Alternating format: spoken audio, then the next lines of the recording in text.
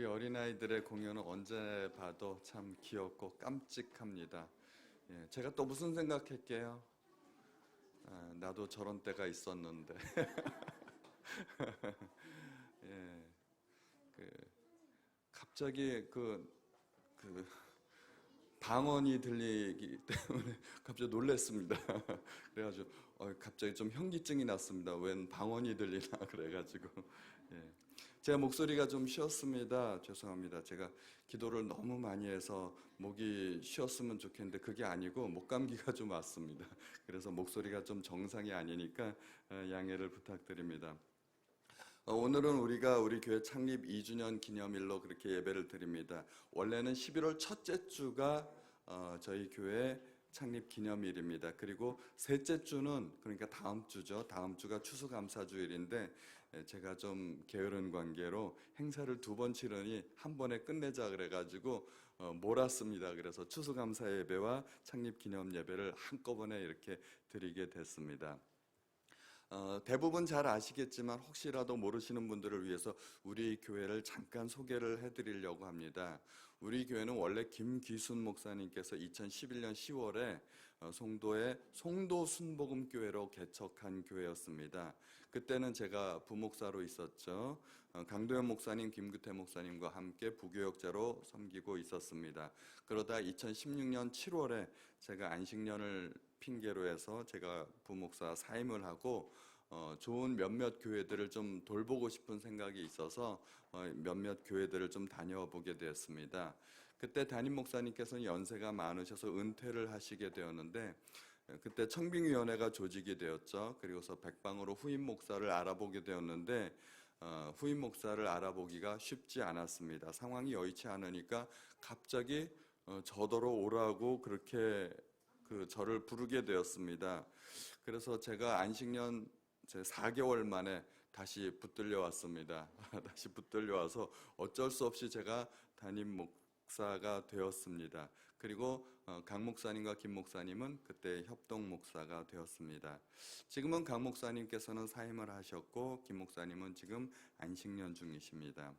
제가 후임 담임 목사가 되었는데 원래 저는 순복음 교단 출신이 아니고 저는 독립교회 연합회에서 따로 안수를 받았기 때문에 제가 교단 소속 목사가 될 수가 없었습니다. 그래서 청빙위원회와 상의해서 우리가 교단을 탈퇴하자 그래서 순복음 교단을 탈퇴를 하고 독립교회 연합회에 가입하게 되었습니다. 그리고 그때부터 교회 이름도 송도 좋은 교회로 바꾸게 되었습니다. 처음에 가칭으로 쓰다가 나중에 아예 확정을 해버렸습니다. 그래서 2016년 11월에 우리가 첫 예배를 드리게 되었습니다. 그리고 오늘은 새로운 교회로 우리가 발돋움한 지 두 돌이 되는 날입니다. 그렇게 해서 우리가 송도 좋은 교회를 시작하게 됐습니다. 혹시 교단 소속을 묻는 분들이 있으시면 우리는 독립교회다 그렇게 이야기하시면 됩니다. 우리 교회 부교역자들을 보면 소속이 참 다양합니다. 순복음교회도 있고 장로교회도 있고 침례교회도 있고 막 섞여 있습니다. 우리 교회는 교단 소속이 아닌 독립교회입니다. 모든 것을 우리가 스스로 결정하고 우리가 다 알아서 하는 그런 교회라고 생각하시면 됩니다. 저는 우리 교회 이름이 참 좋습니다. 좋은 교회라고 생각이 됩니다. 근데 한편으로는 굉장히 또 부담이 됩니다.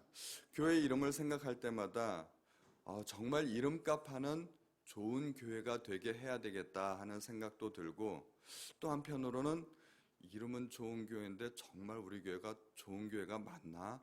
그런 생각이 들 때도 있습니다. 좋은 교회는 어떤 교회가 좋은 교회일까요? 어떤 교회가 좋은 교회인지를 알아야 우리 교회가 좋은 교회인지 안 좋은 교회인지 판단할 수도 있을 거고 또 좋은 교회가 되기 위해서 우리가 노력도 할 수 있을 겁니다. 대형 교회는 좋은 교회일까요? 교회 크기는 교회의 좋고 나쁨을 판단하는 기준에 들어가지 않습니다. 요즘은 가만히 보면 대형 교회들이 문제가 더 많은 것 같아요. 예전에는 대형 교회 그럼 일단 믿고 찾아갈 수 있었는데 요즘은 그런 것도 아닌 것 같습니다. 크다고 다 좋은 것도 아니고 또 그렇다고 작다고 좋은 것만도 아닙니다. 좋은 교회는 어떤 교회가 좋은 교회일까요? 교회의 존재 목적을 달성하는 교회가 좋은 교회라고 그렇게 생각이 됩니다. 예수님께서 너는 베드로라 내가 이 반석 위에 내 교회를 세우리니 그러셨는데, 교회는 하나님의 피값으로 사신받은 교회입니다. 하나님께서 만드신 교회인데 특별한 목적이 있을 거라고 생각이 됩니다. 그 존재 목적을 달성하는 교회가 바로 훌륭한 교회가 아닐까 그렇게 생각이 됩니다. 먼저 좋은 교회를 생각하기 전에 교회는 뭘까요? 교회는 보통 신학적인 정의에 의하면 구원받은 성도들의 모임을 교회라고 그렇게 이야기합니다. 구원받은 성도들의 모임. 태초에 하나님께서 온 세상을 창조하셨을 때는 그때는 교회가 없었습니다. 교회가 필요하지 않았습니다. 왜냐하면은 그때는 죄가 없었고 사람들을 구원할 필요도 없었기 때문이었습니다. 그런데 죄가 들어오고 난 이후에 사람들은 하나님을 떠나게 되었고 하나님께서 사람을 창조하신 목적도 잃어버리게 되었습니다. 그래서 하나님께서는 사람들을 다시 구원해서 불러 모아서 하나님께서 원래 창조하신 그 목적을 달성하기 위해서 그렇게 불러 모았던 것입니다. 그러면 하나님께서 사람을 창조하신 이유와 목적은 무엇일까요? 진화론에 따르면 사람은 우연히 창조가 아니죠. 우연히 만들어진 존재입니다. 우주의 먼지들이 모여서 어느 날 단세포 동물이 되고 진화해서 원숭이 같이 되고 또 진화해서 사람이 되었다 그렇게 이야기하는데, 그 이론에 따르면 내가 오늘 이 세상에 존재하는 목적은 아무것도 없습니다. 우리는 단지 우연히 만들어진 그런 존재일 뿐입니다. 이 세상을 살아야 할 목적과 이유가 없다는 것이죠. 그런데 성경에 따르면 하나님께서 사람을 창조하신 분명한 이유가 있다고 합니다. 그것은 하나님을 찬송하게 하려는 것이라고 합니다. 우리는 오늘 쉬운 성경으로 읽었지만 개역개정 성경으로 다시 한번 읽어보겠습니다. 본문 같이 시작. 이 백성은 내가 나를 위하여 지었나니 나를 찬송하게 하려 함이니라. 하나님께서 세상에 사람을 창조하신 분명한 이유가 여기에 기록이 되어 있습니다. 하나님을 찬송하게 하려 함이라. 본문에서 이 찬송한다는 말은 히브리어로 테히라라는 말인데 여러 가지 의미가 있습니다. 찬양, 찬송, 송축, 명예, 예배, 감사, 명성, 영광, 여러 가지 의미를 가진 단어입니다.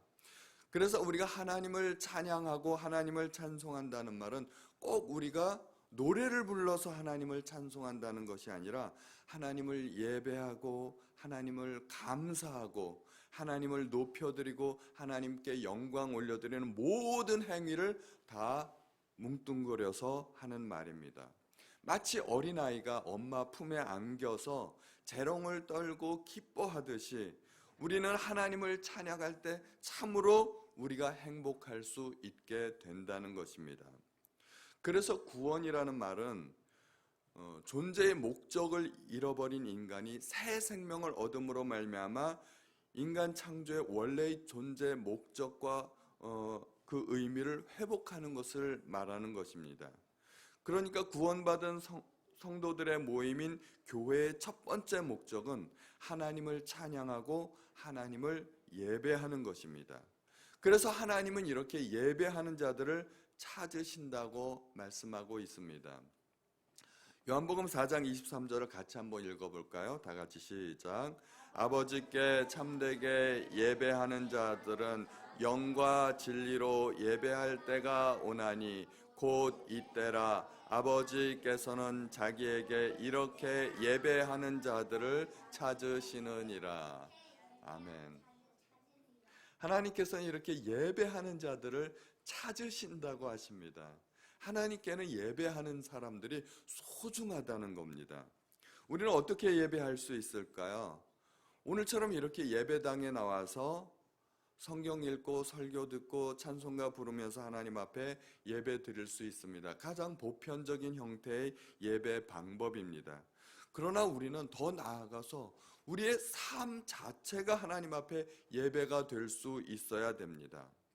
삶을 통해 어떻게 하나님 앞에 예배를 드릴 수 있을까요? 우리는 삶 가운데 어떻게 하나님을 높여드릴 수 있을까요? 그것이 바로 감사입니다. 우리가 하나님께 감사를 드리면 그 감사를 통해서 하나님이 높아지게 됩니다. 그리고 하나님께서 영광 받으시게 됩니다. 우리가 감사할 때 비로소 하나님께서 영광 받으시게 되시는 것입니다. 시편에 있는 성경 구절을 한번 읽어볼까요? 시편 138편 2절 다 같이 시작. 내가 주의 성전을 향하여 예배하며 주의 인자하심과 성실하심으로 말미암아 주의 이름에 감사하오리니 이는 주께서 주의 말씀을 주의 모든 이름보다 높게 하셨음이라. 아멘. 여기에 보면 예배라는 말과 감사라는 말이 거의 같은 의미로 사용됐습니다. 내가 하나님 앞에 예배하겠다. 내가 하나님 앞에 감사하겠다. 같은 의미로 사용된 말입니다. 우리가 하나님 앞에 감사하는 것은 그 자체로서 곧 예배가 되는 것입니다. 또 다른 성경을 같이 한번 읽어보겠습니다. 굉장히 유명한 구절 시편 50편 23절 같이 시작. 감사로 제사를 드리는 자가 나를 영화롭게 하나니 그의 행위를 옳게 하는 자에게 내가 하나님의 구원을 보이리라. 아멘. 소나 양으로 하나님 앞에 제사를 드릴 수도 있지만 감사로 하나님 앞에 제사를 드릴 수 있다는 겁니다. 그리고 그것이 하나님을 영화롭게 한다는 것입니다.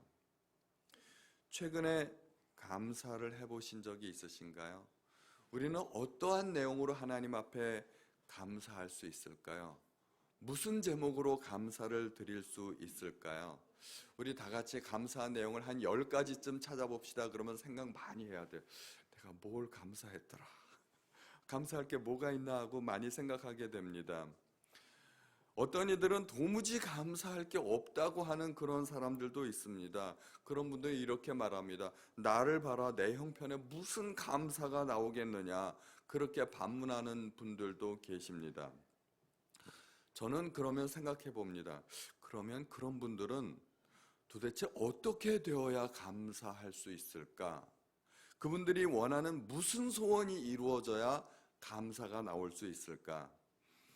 보통의 경우에 감사하게 된다는 것은 세상에서 형통하게 될 때, 내가 원하는 모든 소원이 다 이루어지게 되면 감사할 수 있을 거라고 그렇게 말을 합니다. 사업도 잘 되고 아이들 공부도 잘하고 건강하고 그러면 감사할 수 있을 거라고 이야기합니다. 특히 물질적인 부분이 많이 차지합니다. 요즘 현대인들이 당하는 고통 가운데 가장 큰 원인이 물질과 관련되어 있는 것이라는 걸 혹시 아시나요? 경제 위기, 청년 실업, 저출산, 인구 감소 이런 것들이 모두 경제와 관련이 있습니다. 그래서 우리는 내가 좀 호화롭게 살면 감사할 수 있지 않을까 하는 그런 생각도 해봅니다. 인생을 럭셔리하게 그렇게 살면 정말 감사할 수 있을까요? 그래서 제가 한번 상상을 해봤습니다. 우리가 인생을 럭셔리하게 살면 어떻게 될까? 일단 차부터 바뀔 것 같습니다. 이런 차로요. 이런 차 가지면은 좋을 것 같지 않습니까? 차만 가지면 그거 가지고 감사가 안 나올 것 같죠. 기왕이면 요트도 한 대 있으면 좋을 것 같습니다. 야, 정말 로맨틱하지 않습니까? 이런 요트 타고 한 달 정도 여행하면 정말 좋을 것 같습니다.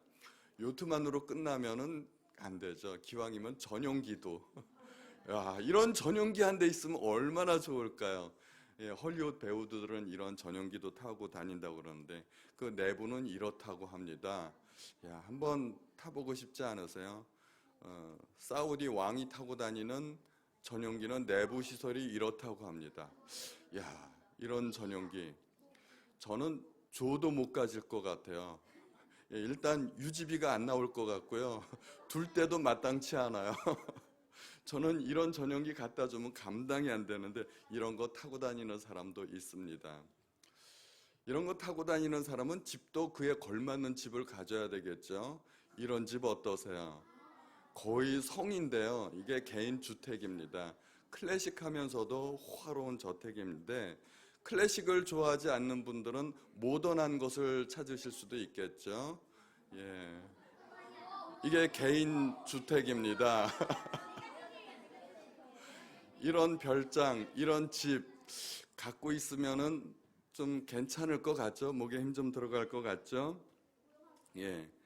이런 차 타고 비행기 타고 이런 저택에 살면서 1년에 대여섯 차례씩 해외여행도 좀 다니고 명품 옷에 명품 가방에 주말에는 골프 좀 치러 다니고 이렇게 살면 하나님께 감사하게 될까요?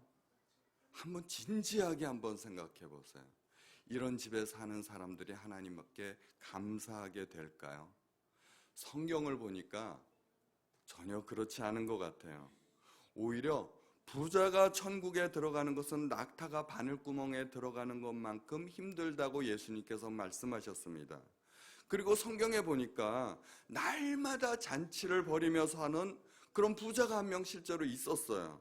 그런데 그가 죽어서 어떻게 됐는 줄 아세요? 천국에 못 갔습니다. 지옥에 가고 말았습니다. 제가 알기에도 대부분의 재벌들은 정말 예수님을 안 믿고 사는 재벌들이 훨씬 더 많습니다. 만약에 우리가 모든 것이 다 잘되고 형통해야만 감사를 드릴 수 있다고 한다면 성경의 한 구절은 사라져야 됩니다. 범사에 감사하라. 이 구절은 사라져야 됩니다. 성경의 범사에 감사라고 한 것은 범사에 감사할 수 있기 때문에 그 말씀이 성경에 있는 것입니다.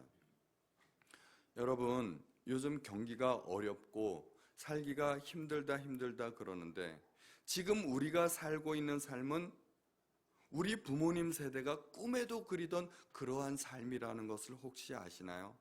제가 옛날을 생각해 보니까 정말 그래요. 우리 부모님 세대의 기준으로 말하면 우리는 다 이미 부자입니다. 옛날에는 전화기 한 대 신청하면 그 전화기 집에 놓기까지 몇 달씩 기다려야만 했어요. 전화기 한 대 놓기가 정말 힘들었어요. 전화기만 있어도 정말 부자였습니다. 저희 집에 전화기가 없었는데 저희 친구 집에 전화가 있었어요. 그래서 그 친구 집에 놀러 가가지고 맨날 전화를 들고 전화는 들었는데 걸 데가 없잖아요. 아무나 번호가 돌려가지고 거기 중국집이죠? 아니에요? 죄송합니다. 그걸 끊고 장난 전화했던 그런 기억들이 났는데 옛날에는 TV 한 대만 있어도 정말 부자였습니다. 동네에 TV 있는 집이 몇 안 되니까 온 동네 사람들이 다 모여서 그 집에서 TV 보고 저는 어렸을 때 만화가게 가가지고 20원 내고 TV 보던 그런 기억이 납니다. TV 한 대 있으면 부자였었습니다. 거기에다가 피아노, 냉장고, 에어컨 있으면 이거는 어마어마한 부자라고 그렇게 말할 수가 있습니다. 제가 TV 광고 중에 잊지 못하는 TV 광고가 하나 있습니다. 지금도 기억이 선명해요. 자동차 광고였습니다. 양쪽에 아름드린 나무들이 쫙 서 있고 가운데는 낙엽이 쫙 깔려 있는데 가운데로 차 한 대가 쫙 유유히 들어오는 그런 자동차 광고였습니다. 우리나라에서 제일 처음 한 자동차 광고가 무슨 차인지 혹시 아세요? 그게 소나타였습니다. 현대에서 저한테 뭐 좀 줄라나 모르겠네. 제가 그 광고가 기억에 남는 이유가 있습니다. 그 광고를 보면서 자동차를 광고하네. 저 광고는 잘못된 광고예요. 누가 자동차를 사는데 광고를 보고 사겠나? 그러면서 저 광고한 사람들은 굉장히 어리석다. 그렇게 생각을 했었기 때문이었습니다. 그때 제가 가졌던 생각은 뭐냐 하면 자동차를 개인적으로 살 수 있는 사람은 대한민국에 몇 명 안 된다고 생각했어요. 그리고 그 소수의 몇 명 사람들을 위해서 저렇게 광고를 하는 것은 저것은 옳지 않다 생각했기 때문에 어렸을 때 그 자동차 광고를 보면서 아직도 잊지 못하는 거예요. 근데 요즘은 자동차 광고가 아니라 아파트도 광고하고 그런 세대가 돼버렸습니다. 그 시대 기준으로 이야기해 보면은요, 저는 재벌입니다. 저는 얼마 전까지만 해도 차가 2대 있었어요. 한 대는 이제 지금은 폐차해서 사고로 없어졌지만, 전화기는 식구마다 다 있죠. 어마어마한 재벌이죠. 식구마다 다 있는 전화기를 식구들마다 다 갖고 다니는, 옛날에는 상상을 할 수 없는 그런 세대가 돼버렸습니다. 여러분들은 어떠세요? 여러분들은 또 재벌이시죠? 예. 우리 부모님 기준으로 하면은, 우리 부모님 세대 기준으로 하면 우리는 다 재벌입니다. 우리는 얼마든지 감사하며 살 수 있다는 것입니다. 하나님께서는 이스라엘 백성들에게 3대 절기를 정해주셨습니다. 그게 무교절, 칠칠절, 장막절입니다. 이 세 절기는 모두가 농사와 관련이 있었습니다. 무교절은 이스라엘 민족이 이집트에서 탈출한 것을 기념하는 절기인데, 이때가 보리 추수와 딱 맞물리는 절기였습니다. 보리를 수확하면서 첫 단을 하나님 앞에 드리며 감사했습니다. 칠칠절은 보리 추수를 마치고 77, 49, 49일째 되는 날인데, 이때가 밀을 수확하면서 첫 밀 이삭을 하나님께 드렸던 절기였습니다.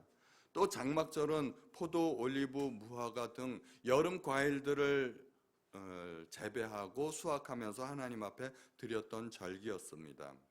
그러니까 하나님께서는 당신의 백성들이 늘 감사한 생활을 하기를 바라셨던 것 같습니다. 광야에서 이스라엘 백성들이 오죽이나 원망을 많이 했으면 하나님께서 너희들은 가나안 땅에 들어가면 이제 좀 감사한 생활을 좀 하거라 하고 하나님께서 그렇게 절기를 주신 것 같습니다. 오늘날 추수감사절의 기원이 되는 옛날의 청교도들은 배를 타고 그 어려운 항해를 106일간을 했습니다. 오랜 항해 끝에 12월 21일에 신대륙에 도착하게 됩니다.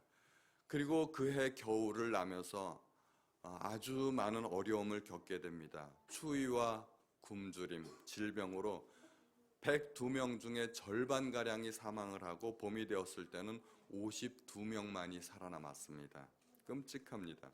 그렇게 살아남은 사람들은 인디언들에게 곡식 종자를 받아서 농사를 시작했고, 들에 나아가서 들새와 칠면조를 잡았고, 바다에서 대구와 농어를 잡아서 그렇게 어렵게 끼니를 연명할 수 있었습니다. 그렇게 살아남은 사람들이 3년째가 되던 해 예배당을 짓고, 그리고 자기들에게 호의적으로 대해주었던 인디언들을 초청합니다. 초청해서 야생 칠면조와 농산물을 하나님께 드리면서 감사 예배를 드렸던 것이 오늘날 우리가 드리는 추수감사절의 기원이 되었습니다. 아무리 힘들고 어려운 상황에서도 우리가 마음만 먹으면 하나님 앞에 감사할 수 있습니다. 우리가 감사할 때 참으로 하나님을 찬양하는 것이고 하나님을 높여드리게 되는 것입니다. 여러분들은 어떤 사람을 좋아하시나요? 저는 개인적으로 저한테 감사하고 고맙다고 말하는 사람을 좋아합니다. 저를 탓하고 불평불만하고 저한테 원망이 있는 사람, 저는 그 사람 옆에 가고 싶지 않아요. 저한테 감사하다는 사람한테는요, 제가 자꾸 뭔가 더 주고 싶어요. 하나님도 그러시지 않을까요? 하나님도 우리가 하나님 앞에 감사하면 더 많은 것으로 채워주실 것입니다. 감사는 결코 환경의 문제가 아닙니다. 바울은 어떠한 환경에서도 자족하는 법을 배웠다고 합니다. 우리 빌립보서 4장 12절과 13절을 붙여서 같이 한번 읽어보겠습니다. 시작. 나는 비천에 처할 줄도 알고 풍부에 처할 줄도 알아. 모든 일 곧 배부름과 배고픔과 풍부와 궁핍에도 처할 줄 아는 일체의 비결을 배웠노라. 내게 능력 주시는 자 안에서 내가 모든 것을 할 수 있느니라. 아멘. 13절 말씀은 다들 암송하시죠? 유명한 구절. 그런데 사실은 12절과 13절이 붙어 있다는 것을 우리가 알아야 됩니다. 13절에서 말하는 능력, 내게 능력 주시는 자 안에서, 그 능력은 무슨 능력일까요? 어떠한 환경에서도 견딜 수 있는 능력입니다. 12절을 봐야 됩니다. 그리고 바울은 그 능력 안에서 내가 모든 것을 할 수 있다고 그랬는데, 그 모든 것을 할 수 있다는 의미가 뭘까요? 어떠한 환경에서도 내가 감사하고 기뻐할 수 있다는 의미입니다. 내가 뭐든지 잘할 수 있다, 성공할 수 있다, 뭐 이런 의미가 아닌 것입니다. 신앙의 크기를 어떻게 측정할 수 있을까요? 저는 신앙의 크기는 곧 감사의 크기라고 생각합니다. 그런데 감사의 마음도 중요하지만 감사의 표현도 대단히 중요합니다. 하나님은 우리의 마음 속에 있는 신앙과 믿음이 겉으로 표현되기를 원하십니다. 아브라함은 아들을 바칠 수 있는 믿음이 있었습니다. 그런데 하나님은 구태여 내 아들 실제로 한번 바쳐봐라. 하나님께서 그렇게 테스트하셨습니다. 그리고 아브라함이 아들을 밧줄로 묶고 칼을 잡았을 때만 비로소 하나님께서 내가 이제야 내가 나를 사랑하고 경외하는 줄 아노라 그렇게 말씀하셨습니다. 감사도 마찬가지입니다. 표현이 되어야 진정한 감사라고 말할 수 있습니다. 우리가 하나님 앞에 그런 감사를 한번 표현해 보시기 바랍니다. 저는 강단에서 헌금 이야기를 거의 안 하는 편입니다. 자랑 같지만 우리 교회가 이전하면서 저는 강단에서 단 한 번도 건축 헌금 이야기를 하지 않았습니다. 실제로 자랑입니다. 그런데 하나님께서 다 채워주셨습니다. 그런데 이게 헌금 얘기 안 하는 게 잘하는 거는 아니에요. 하나님께서 하셨다면 저는 마땅히 해야 된다고 그렇게 생각을 합니다. 하나님께서 이스라엘 백성에게 3대 절기를 지키면서 하나님 앞에 나올 때 너희는 빈손으로 나오지 말라고 그렇게 말씀하셨습니다. 우리는 오늘 한 주 땡겨서 추수감사절 예배를 드리는데 원래는 다음 주가 추수감사 예배죠. 오늘 혹시 준비가 안 되신 분들은 다음 주에라도 정말 내가 1년 동안 하나님 앞에 감사한 것을 물질로서 표현하고 또 헌금 봉투 뒷면에다가 빼곡하게 한번 적어서 그렇게 하나님 앞에 바쳐 보셨으면 좋겠습니다. 평소에는 당연하게 여기던 그런 일들도 감사하기 시작하면 그것이 신앙의 능력이 됩니다. 감사로 제사를 드리는 우리 모든 성도님들 되시기를 예수님의 이름으로 축원드립니다. 우리 같이 함께 찬양을 같이 불렀으면 좋겠습니다. 감사로 제사 드리는 자가 하나님을 영화롭게 하나니. 아까 읽었던 말씀 찬양으로 같이 한번 해보겠습니다.